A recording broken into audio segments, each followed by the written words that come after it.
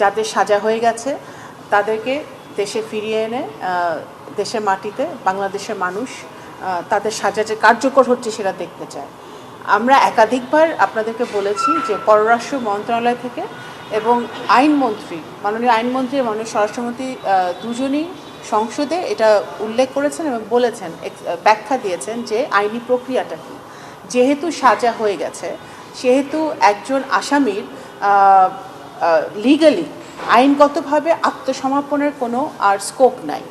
So whenever she comes to Bangladesh she will be arrested, এইটাই আইনগতভাবে হবে।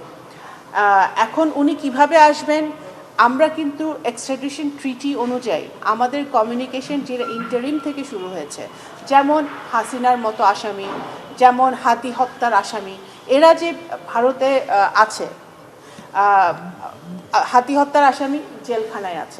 এখনও কোনো দেশের নতুন সফরের কোনো তারিখ এখনও ঠিক হয়নি। মাননীয় প্রধানমন্ত্রী এখন তো দেশের কাজ নিয়ে বহু ব্যস্ত আছে, উনি মাত্র 2টি দেশ অত্যন্ত সফলভাবে সফর করে এসেছেন, পর্যায়ক্রমে সব দেশের সাথে সফর ঠিক হবে।